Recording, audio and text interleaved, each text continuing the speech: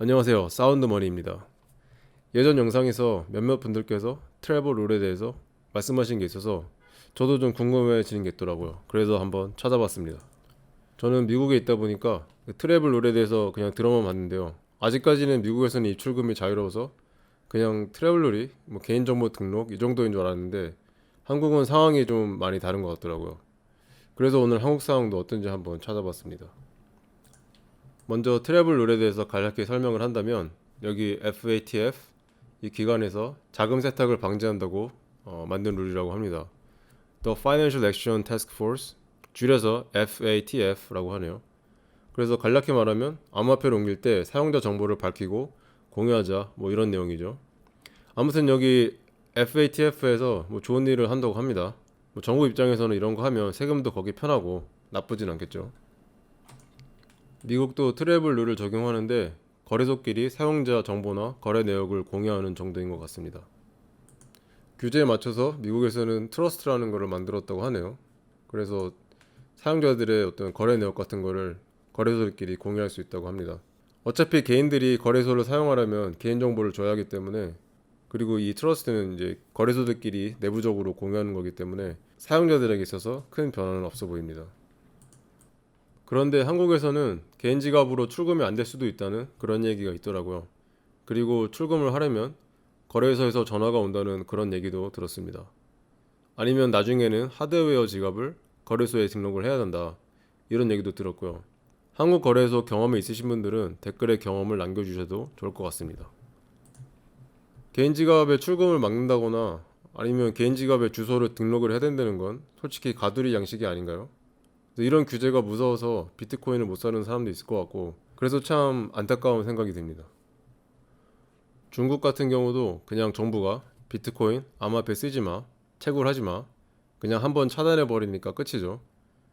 정부 높으신 분들이 정하기 나름이기 때문에 희망회로 돌릴 때가 아니라고 생각을 합니다.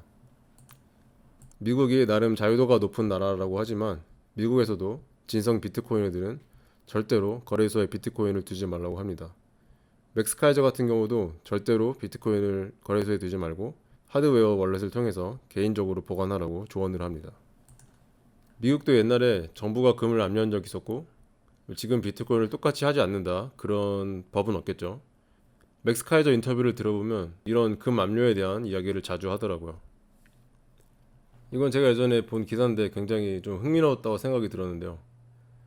이재명 후보께서는 해외 코인 거래를 자본 유출로 보시는 것 같더라고요. 그래서 중앙은행 디지털 화폐 같은 K 자산을 담보로 하는 K코인을 생각하시는 것 같아요. 하지만 이 채널을 보시는 분들은 다 아시겠죠? K코인 아닙니다. 비트코인이 정답입니다. 요즘 국제 정세가 흘러가는 걸 보면 왜 개인 지갑에 비트코인이 중요한지 알 수 있습니다. 우크라이나 은행 시스템이 지금 마비가 됐고 사람들이 돈을 못 빼고 있죠. 그리고 러시아 뉴스를 보니까 러시아 은행들이 스위프트 시스템에서 빠지게 되면서 지금 뱅크런 같은 게 일어나나 봐요. 그래서 사람들이 줄을 서서 돈을 인출하기 위해서 기다리고 있습니다. 러시아 은행들에서 이자율을 2배 올려서 지금 이자가 20%라고 하는데, 그래도 사람들이 돈을 빼려고 난리입니다. 그리고 선진국이라는 캐나다에서는 시민들의 은행 계좌를 막 동결하고 그런 일이 있었죠. 저는 개인의 성향이나 리스크 감수에 따라서 개인 지갑, 거래소 보관을 둘 다 긍정적으로 보는데, 가두리 양식 안 당하려면 개인 지갑을 다룰 수 있는 게 정말 중요한 스킬인 것 같습니다.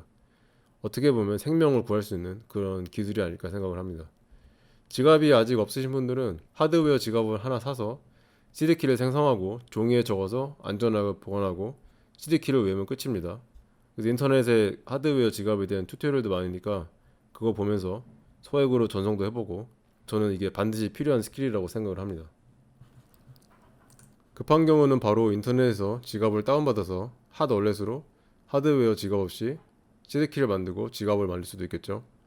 그래서 제가 좋아하는 privacytools.io 여기서 저는 스페로 월렛, 그리고 워서비 월렛, 그리고 일렉트럼 이 세 가지 월렛을 좋아합니다.